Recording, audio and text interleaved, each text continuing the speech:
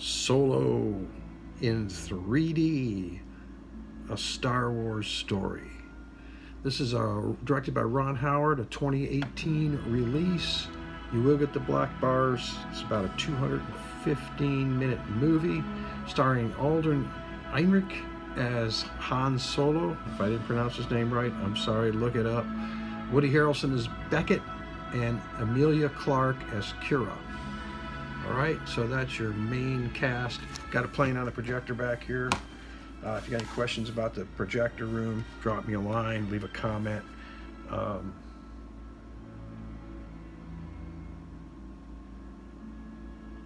see some action scenes there.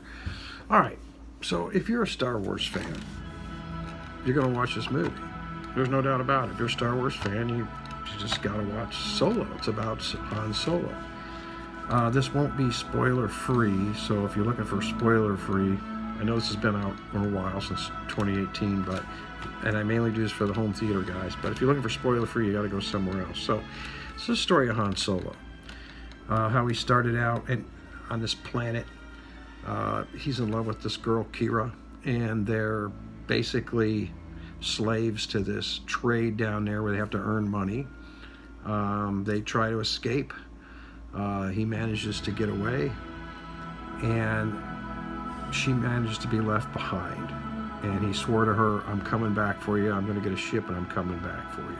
So he's in love with her. He ends up joining the dark side. Actually, he wanted to be a pilot, but he winds up on a ground troop where he meets Woody Harrelson, and Woody Harrelson kind of betrays him, and they throw him in a jail for treason down in a pit.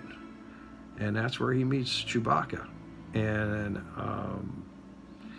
man, they get into a battle there. They get in a fight for each other's lives. They're chained together and they're fighting against each other.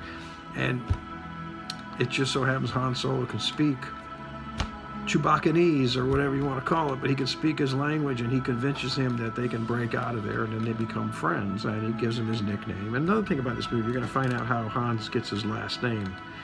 Han Solo gets his last name. I'm not going to spoil that. Look, I'm not going to spoil the plot. I'm not going to spoil the fantastic character that shows up at the end that you haven't seen in many, many years, okay? And you're just going to sit up in your chair and go, what? Yeah, so I'm not going to spoil that for you, but great action scenes here. I like this girl. This girl, Emilia, that plays Kira. I like her better than the girl that played in Rogue One. I don't like her as well as Ridley Scott.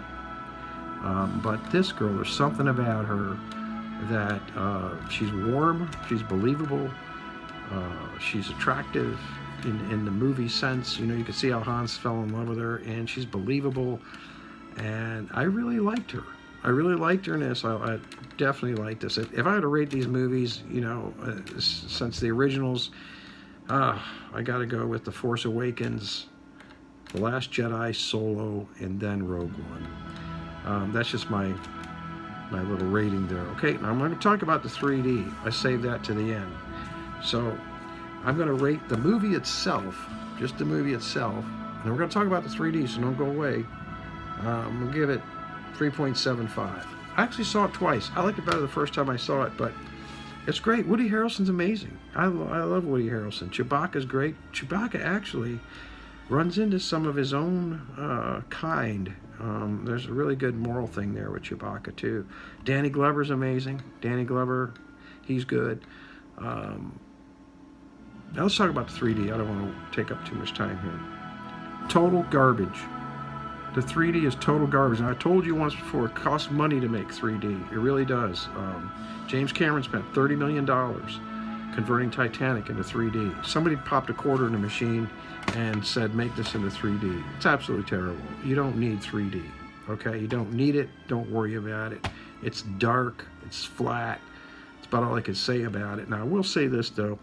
The whole movie itself is kind of dark, luminescent-wise, okay? It's a lot of dark places to be shot in. I mean, dark caves, dark this, dark that. So then you throw the 3D in on top of it, and it's darker yet. But you know, they could have invested some time and some money in this to go ahead and compensate for that darkness, and they could have had some pop outs. They could have had some exciting 3D. I'm telling you, the space scenes maybe, and I've always told you this before, I'd rather watch any movie in 3D than 2D. Do I feel that about here? Now, this is probably one of the first movies I'd probably rather watch in 2D just for the brightness of it. And there's really nothing there in the 3D. Okay, so the 3D gets a 1.5, the movie gets a 3.5. So tell me, leave a comment below, let me know, how did you rate the last Star Wars movies that have come out compared to this one? Did you see this in 3D? Did you see it in 2D? Hit like and subscribe. Have a good night. As always, God bless.